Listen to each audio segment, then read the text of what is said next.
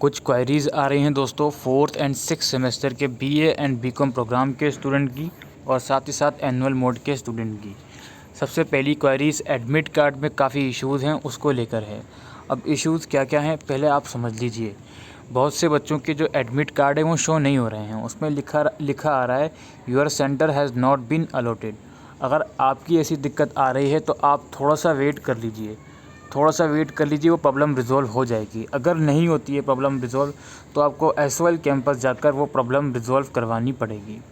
इसके अलावा बहुत से बच्चे क्या मिस्टेक कर रहे हैं, जब वो अपना एडमिट कार्ड डाउनलोड करने के लिए अपनी डिटेल एंटर कर रहे हैं तो उसमें फॉर्मेट ठीक नहीं डाल रहे।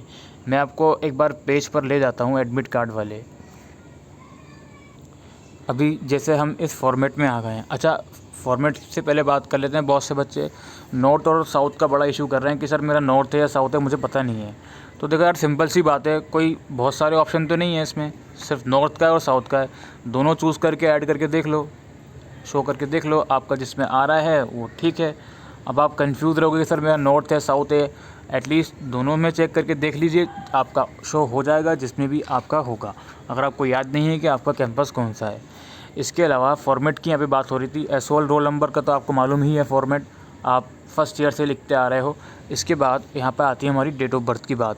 देखो यार, डेट ऑफ बर्थ में जो आप डेट डालोगे उसका फॉर्मेट देख लो, इसी तरह से डालोगे। बहुत से बच्चे यहाँ पे बराबर में फॉर्मेट लिखा हुआ है, उसके बाद भी लाइक सपोज़ करो यहाँ पे मार्च है तो मार्च को मार्च नहीं लिख के वो 3 लिख रहे हैं। अरे आप सिंपल सी चीज़ है, आप इस फॉर्मेट को फॉलो करो, इसी फॉर्मेट में अपनी डेट ऑफ बर्थ लिखिए।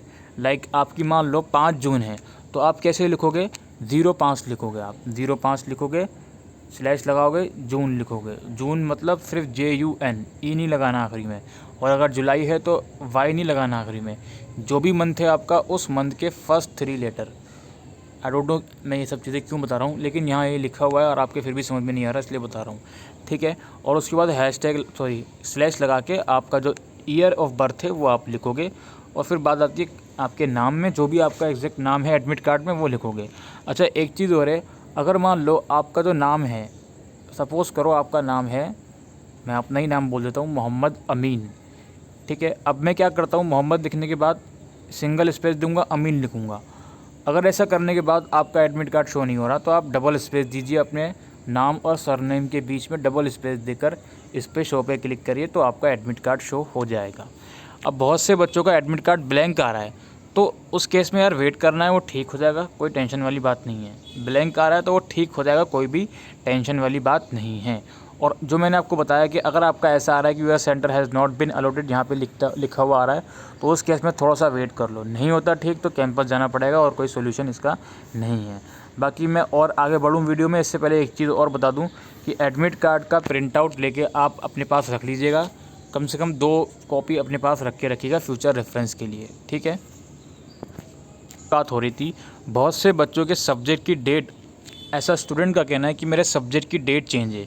तो यहाँ पर मैं आपको एक चीज़ क्लियर करना चाहता हूँ, जब भी एसओएल की डेट शीट आती है, बीए प्रोग्राम की मैं बात कर रहा हूँ, तो उसमें क्या बोलते हैं वो लोग, अगर आपके 2 सब्जेक्ट हैं, लाइक मान लो डिसिप्लिन के अंदर एजुकेशन है ई से और पॉलिटिकल साइंस है, तो वो लोग बोलते हैं आप अल्फ़ाबेटिकल ऑर्डर में एग्ज़ाम दीजिए, लाइक पहले एजुकेशन का देंगे फिर पॉलिटिकल साइंस का देंगे। लेकिन काफ़ी स्टूडेंट के जो एडमिट कार्ड आए हैं उसमें अल्फ़ाबेटिकल ऑर्डर को फॉलो नहीं किया गया है।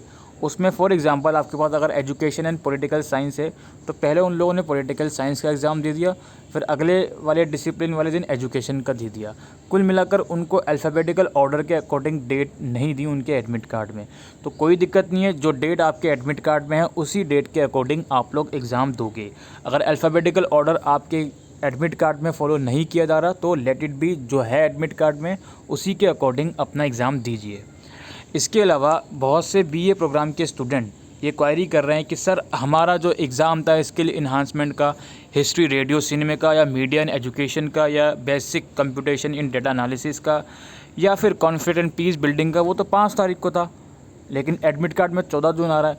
तो यार इसकी जानकारी भी मैंने आपको आज से तकरीबन 15 से 20 दिन पहले दी थी कि भाई बीए प्रोग्राम सेमेस्टर 6 का जो स्किल इन्हांसमेंट वाला पेपर है सिर्फ बॉयज़ का, उसकी डेट चेंज हो गई है। चलिए एक बार नोटिस भी मैं आपको दिखा देता हूँ। आप लोग देख लीजिए, मैंने इस नोटिस को एक पर्टिकुलर वीडियो के अंदर भी डिस्कस किया था। इस नोटिस को इंस्टाग्राम पर भी, टेलीग्राम पर भी, यूट्यूब कम्युनिटी सेक्शन में भी, हर एक जगह मैंने इस नोटिस को डाला था। बट उसके बाद भी बच्चे ये कैसे पूछते हैं कि सर हमारी डेट शीट में तो 5 जून है और एडमिट कार्ड में 14 आ रहा है। तो आपका ये चेंज हो गया था दोस्त। आपका ये कब चेंज हुआ था, यहाँ पर ऊपर डेट भी देख लीजिए, 27 अप्रैल को चेंज हुआ था। ये 1 महीना हो गया लगभग इस चीज़ को। बट उसके बाद भी आप लोग अवेयर नहीं रहते हो, तो अब बताइए क्या ही कर सकते हैं हम लोग भी। ये सब जो सब्जेक्ट हैं इनकी जो डेट थी पहले वो 5 जून थी, लेकिन अब ये 14 जून हो गई है डेट। ठीक है, अब ये 14 जून डेट हो गई है, तो आप ये ना समझें कि आपके एडमिट कार्ड में गलत है। सिर्फ बॉयज़ की बात हो रही है इस सब्जेक्ट की, गर्ल्स की बात नहीं हो रही है। बाकी इससे पहले मैंने जो अल्फ़ाबेटिकल ऑर्डर वाले इशू उठाया वो सभी की बात कर रहा हूँ। अगर आपके एडमिट कार्ड में अल्फ़ाबेटिकल ऑर्डर के अकॉर्डिंग एग्ज़ाम नहीं है तो कोई दिक्कत नहीं है। जिसके भी अकॉर्डिंग है, बिना अल्फ़ाबेटिकल ऑर्डर के अकॉर्डिंग है, तो उसी के अकॉर्डिंग प्लीज़ एग्ज़ाम दीजिए। और इसके अलावा आप लोग जो एडमिट कार्ड में के अंदर जो आपके हिंदी सब्जेक्ट वाला इशू है, बहुत से बच्चों को मैं बार बार बताता आया था कि यार देखो, हिंदी जो है आपको वही पढ़नी है जो आपने फ़र्स्ट ईयर में पढ़ी है, ए बी या सी।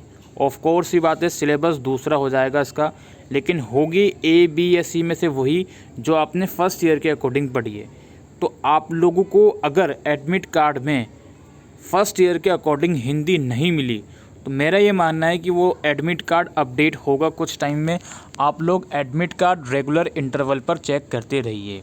कुल मिलाकर बीए प्रोग्राम और बीकॉम प्रोग्राम के 4th सेमेस्टर में आपके जो MIL सब्जेक्ट है हिंदी का, वो आप वही सब्जेक्ट पढ़ोगे जो आपके फर्स्ट ईयर में है। बिकॉज हिंदी ए पढ़ी है आपने तो हिंदी ए ही पढ़ोगे सेकंड ईयर में भी। ऑफ कोर्स सिलेबस दूसरा है। और अगर हिंदी बी पढ़ी थी तो हिंदी बी ही पढ़ोगे। अगर आपके एडमिट कार्ड में दूसरा सब्जेक्ट होकर आया है तो प्लीज़ एक बार या तो SOL से कांटेक्ट करें या फिर मेरे अकॉर्डिंग वो सब्जेक्ट ठीक हो जाएगा। इसके अलावा एडमिट कार्ड में अगर आपका फ़ोटो शो नहीं हो रहा है तो किसी दूसरे डिवाइस से लॉगिन करके देखें।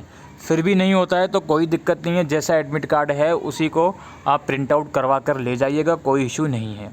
इसके अलावा एडमिट कार्ड में सब्जेक्ट जो बच्चों को शो हो रहे हैं, काफ़ी बच्चे ये कंप्लेन कर रहे हैं कि सर मेरा प्रीवियस किसी भी सेमेस्टर में कोई भी ER का केस नहीं था या इम्प्रूवमेंट का फॉर्म मैंने नहीं भरा था, उसके बाद भी मेरा जो 6th या 4th सेमेस्टर का एडमिट कार्ड आया है इसके अंदर 2nd या 4th सेमेस्टर का ER सब्जेक्ट भी शो हो रहा है, मैं क्या करूँ।